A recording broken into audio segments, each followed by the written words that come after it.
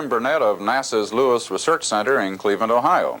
We'll see two films during this episode of the history of space travel.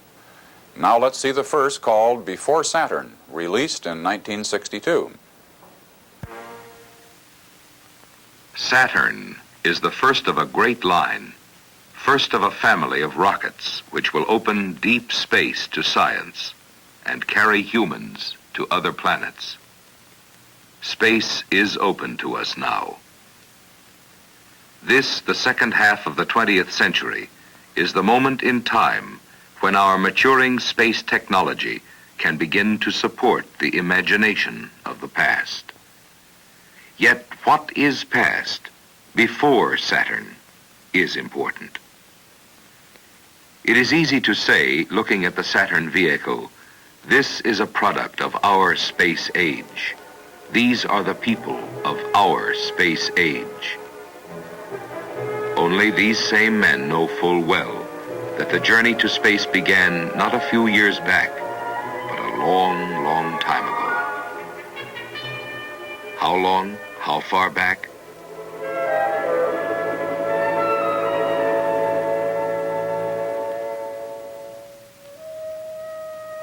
In ancient Greece, there was the poet Lucian. He tells of a ship lifted into the air by a great storm and carried to the shining island of the moon. But, said Lucian, these were things which were not and never could have been. And for 1,000 years thereafter, the men of science agreed. Everyone knew the Earth was the only world and center of the universe, and the stars, well, dots of light, illumination. Until in the Middle Ages, the great astronomers and mathematicians, Copernicus, Galileo, and Kepler, they said, there are other worlds, and proved it. Kepler went further. He conjured up the first human visitor to the moon, a man pulled by demons across the shadow which falls from Earth to the moon during an eclipse. Later, in 1638, two English bishops published serious works on travel to the moon. Fiction, to be sure, but regarded as a blend of witchcraft and satanic knowledge by their contemporaries. Still, it remained for the 19th century and its remarkable prophet, Jules Verne, to bring together the facts and fantasy of space travel. Space travel, announced Monsieur Verne in 1865, may be accomplished by being shot from a huge cannon, a cannon with a barrel 900 feet long. In his story, veterans of the American Civil War band together for the adventure. They sink the cannon barrel below the Florida terrain and then are off to the moon within the hollow cannon projectile. Of course, in reality, the projectile would have fallen far short of the moon, but the velocity computations were surprisingly accurate. And astonishingly, Monsieur Verne hit upon a very familiar launch area. Today, the sites of our space launch areas are everyday images worldwide. And we all know that the rocket, free to operate in any atmospheric environment, is the ideal transport to space. But in the not-too-distant past, this was not readily apparent. It took men of genius. In Russia, the effects of scarlet fever rendered Konstantin Tsiolkovsky totally deaf. Plunged early into a silent world of fantasy, his enormous talent quietly produced solid technical studies in a brand new field, astronautics. There were many visionaries, among them the remarkable Hermann Ganswind. His theoretical knowledge of propulsion was less than sound, but he did set down plans for a workable space vehicle. And moreover, he paved the way for the small group of European rocket pioneers who now appeared. Of these, one name stands out. Hermann Oberth came from provincial Romania to Germany after World War I. By 1923, at the age of 29, he perfected a complete series of mathematical theories on space travel. His book, when at last he found a publisher, caused a small sensation. In Europe, a stimulated public eagerly discussed Obert's descriptions of rocket space travel. In America, the rocket remained the perennial pyrotechnic every 4th of July. Yet one man, working a quiet lifetime in self-imposed isolation, created a whole space rocket technology. In 1919, the Smithsonian Institution published a report. The author, an obscure New England scientist, Dr. Robert H. Goddard. Today, the Smithsonian houses many of the rocket artifacts of Dr. Goddard's career. They present a vivid profile of a step-by-step mastery of the theory of rocket propulsion and its practical application. The first liquid propellant rocket flown successfully by Goddard. The first development of liquid cooling for a rocket nozzle. The development of fuel pumps. The use of vanes in the jet stream, coupled with gyroscopes for direction control.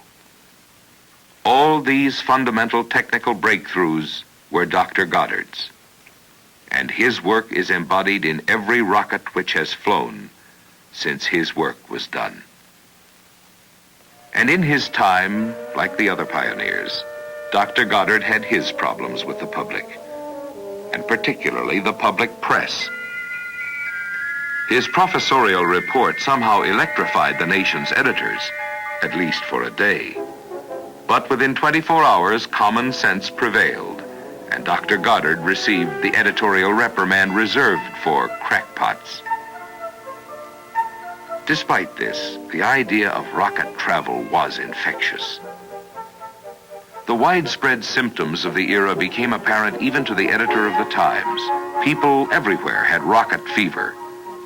And out came the fringe area rocket specialists to join the game. Any number could play. In Central Park, Prince Mikalikais demonstrates his invention. And there were rockets for boat propulsion. And in Europe, rocket race cars, rocket rail cars, rockets for ice boats, rockets for gliders.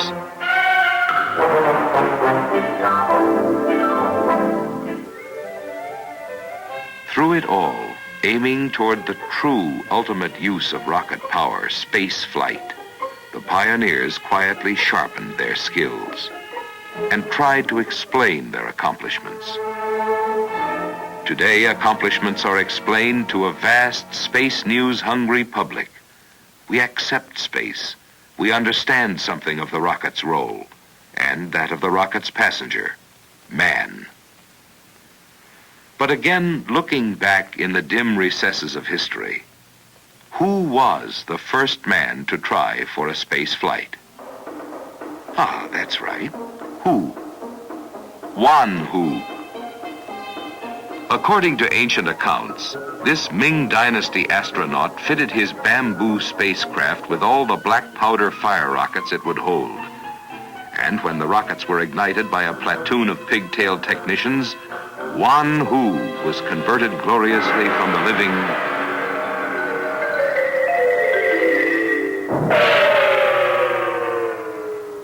to legend.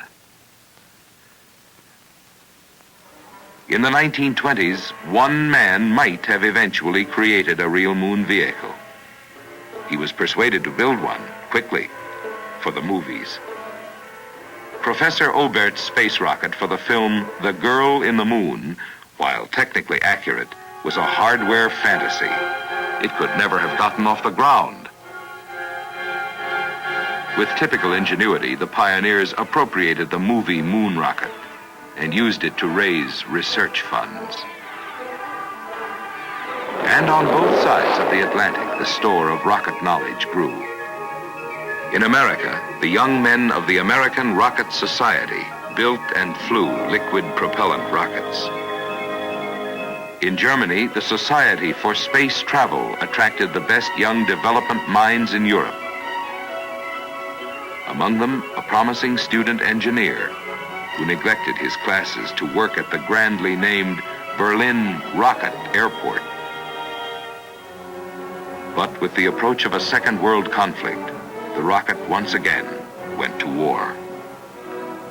Chosen to head the vast research and development project was the youthful Werner von Braun. With an early start, support by the German Army, and the best rocket technicians, the first long-range ballistic rocket weapon came into being. And by 1942 at Peenemünde, the V-2 was ready for flight. The V-2 was still far from perfect, but the money and brains expended on its development had elevated rocketry from gadgetry to applied science. At the end of the line, the collapse of the Thousand-Year Reich, the acquired German rocket capability could still turn out 900 large rockets a month. Some of its skilled practitioners were lost. But at the request of the United States, many V-2 engineers chose to work in this country. At White Sands Proving Grounds, they joined with American engineers to resume rocket development. But once again, in the troubled air of the mid-century, rocket development meant development of rocket weapons. All the rocket scientists held fast, nevertheless, to their first faith, the rocket for the exploration of space. Along with the evolution of the missile family, the plans were itemized for the eventual and inevitable space project. Thus, when the Russian satellite Sputnik 1 opened the space age, Explorer 1 was placed in orbit soon after. The conquest of space had begun. Saturn followed, the necessary space servant of the nation. Designed to further the most ambitious space programs, Saturn was planned, built, tested at the George C. Marshall Space Flight Center, and ready for launch in little more than 3 years. But the huge rocket, the men who made it, and the men who fly Saturn are beholden, indebted to those who dreamed of space before them. The roster is long.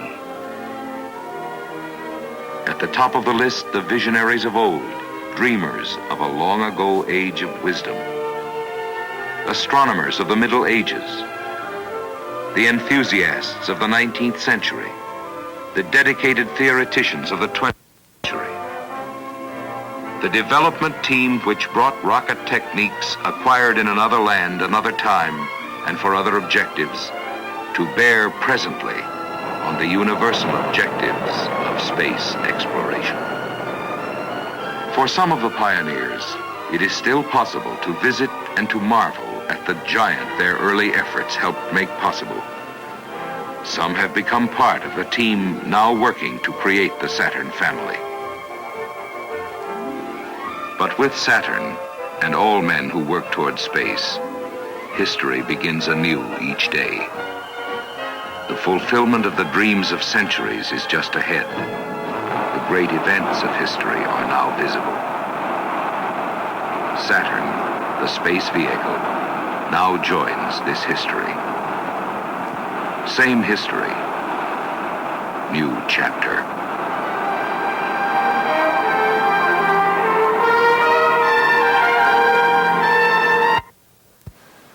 And that's before Saturn. Now, let's see America in Space, first released in 1963. October the 1st, 1963. Here in Washington, the day begins quietly.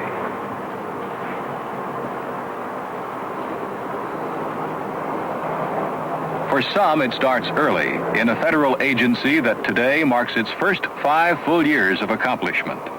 This is NASA, the National Aeronautics and Space Administration. As the day begins at NASA headquarters in Washington, and dawn comes to the Capitol, the rising sun outlines the gantries at Cape Canaveral. NASA's Launch Operations Center begins a new day. At other NASA stations, far to the west, it is still night. Signals from satellites in space are being monitored for later study. NASA's 5th anniversary comes quietly. Yet these 5 years have been memorable, exciting.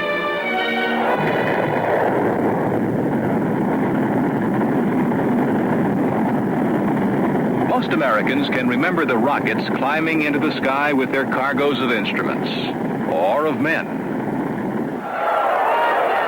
And a nation's pride in its new achievements in space, and the tribute offered to that new breed of man, the astronaut.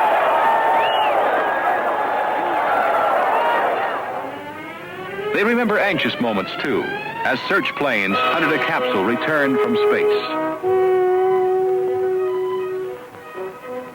What America achieved in those first 5 years of the civilian space program was done openly. A nation dedicated to freedom of inquiry could not do otherwise. Bear with me, I will get you a number and deliver that tomorrow. These were the years Americans learned new words. Liftoff, SYNCOM, Tyros, fly-by-wire. If our successes were spectacular, so were the failures.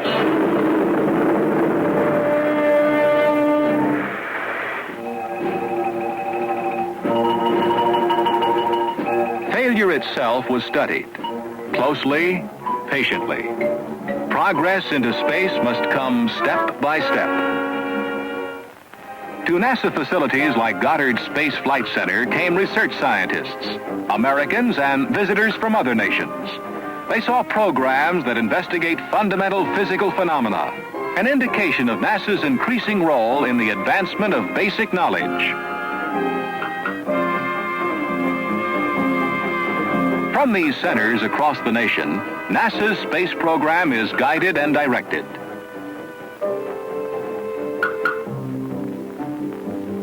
In 5 years, the world has been dotted with a network of tracking stations that monitor space probes, unmanned satellites, and our astronauts in orbit. The status and position of every space vehicle and a mass of other scientific data are transmitted from the tracking stations to control centers. All of these facilities are staffed by engineers, scientists, and technicians already veterans of the space age.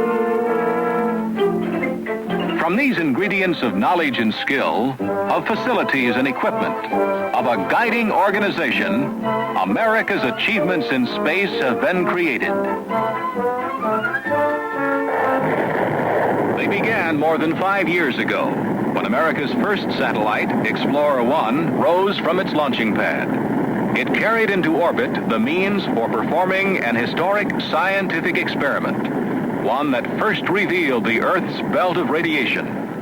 It has been followed by well over 100 spacecraft launched by the United States. Satellites and space probes on scientific missions are the vehicles for experiments by the Earthbound investigator. Here is the space probe Mariner 2, shortly before its 1962 launching on an historic flight to Venus.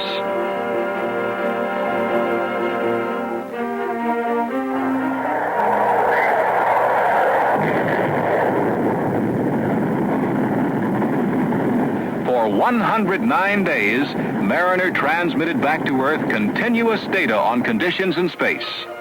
Then, at a distance of 36 million miles, it sent back important data on the planet Venus, a record-breaking achievement. One of the scientific satellites, the orbiting Solar Observatory, has provided precise information about the sun and the effect of its radiations on the upper atmosphere.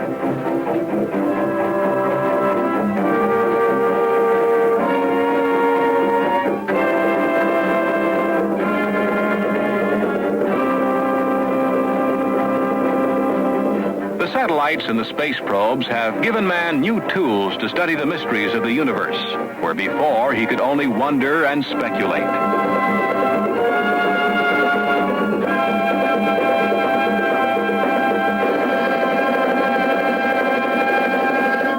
Other satellites, some of them closer to Earth, are solving practical problems in the field of communications. The first to go up was Echo, a giant balloon. It provided a surface in space from which radio signals were reflected. Telstar, privately financed and NASA launched, and Relay, NASA's own satellite, heralded a new era in global communication.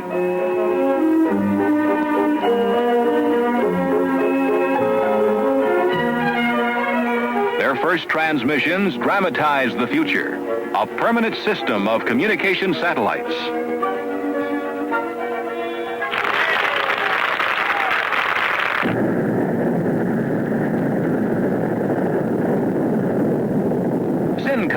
A satellite that maintains an almost fixed position over the Earth represents another approach. Here, messages are received from SYNCOM, hanging 22,000 miles overhead.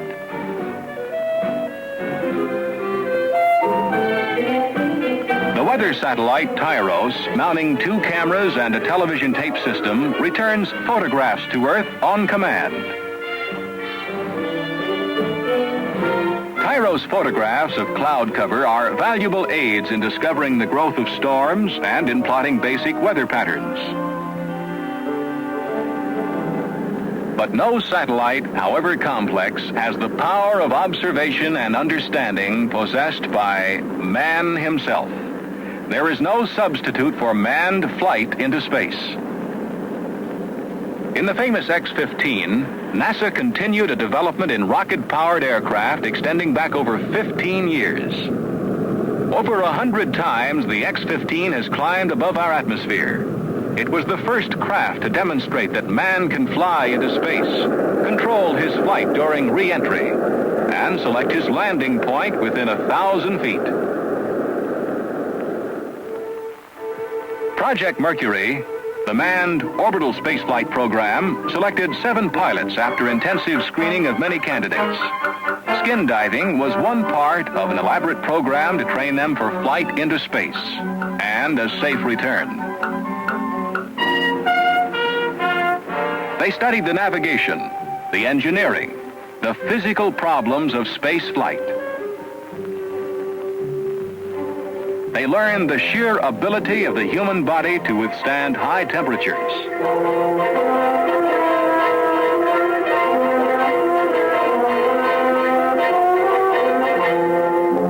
And experienced other punishing stresses of a journey out of this world.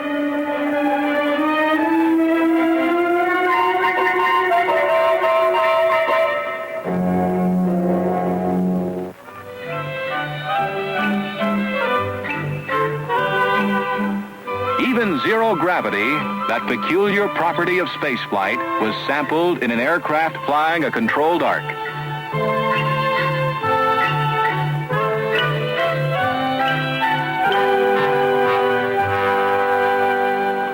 Finally, the long program of training, development, and testing was complete. Opening the major phase of Project Mercury, there were suborbital flights by astronauts Shepard and Grissom.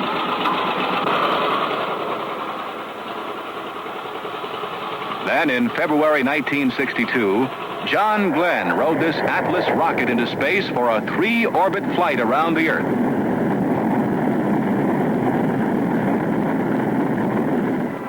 Project Mercury moved into high gear.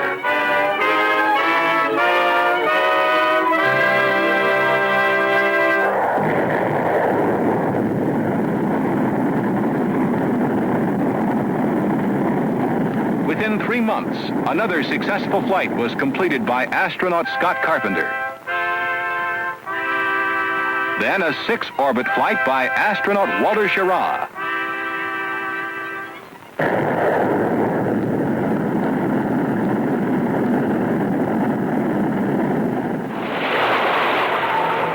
In May 1963, when Gordon Cooper returned to the Earth after a flight of 22 orbits, American spaceflight reached a state of high precision. Project Mercury was completed, but it was only a first step toward the goal that now lay ahead. A voyage to the moon and return by 1970. It would be an historic achievement with immense practical consequences. But the technical problems dwarf those solved in Project Mercury, demanding absolute precision in orbiting and new techniques for rendezvous, docking, and landing.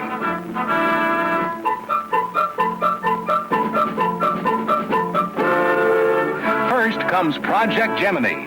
Unlike Mercury, 2 men will fly Gemini in orbit for up to 2 weeks, practicing space rendezvous and docking. Gemini capsules are now being built and tested. Apollo, the 3-man craft that will actually go to the moon, is also undergoing a long period of test.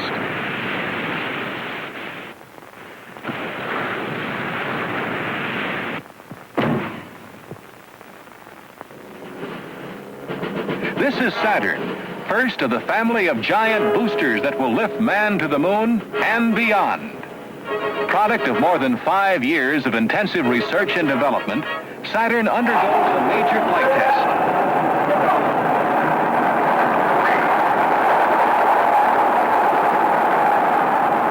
On this day, we moved at least 1 step closer to the moon. Visiting Cape Canaveral are the new astronauts, the men who will join the original 7 and ride the Gemini and Apollo spacecraft. They are the new pioneers of space, but their path has already been charted by those who have gone before. For these first 5 years have been a sustained effort, an effort that has broken through the first barriers to man's exploration of space. Because of this first giant step, the cosmos opens itself to man's investigation. What will he discover on these journeys?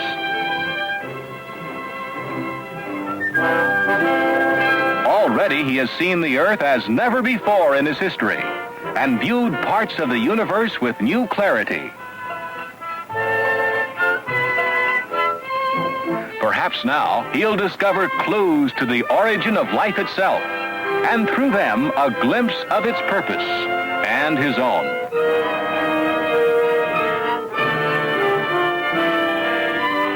These 5 years have seen the first bold steps forward. Today, experienced, tested, capable, we look with confidence toward the future and our path to the stars. And so ends our second program. Next time, we'll see a film about America's first 7 astronauts. Until then, this is Jim Burnett saying goodbye from NASA's Lewis Research Center in Cleveland, Ohio.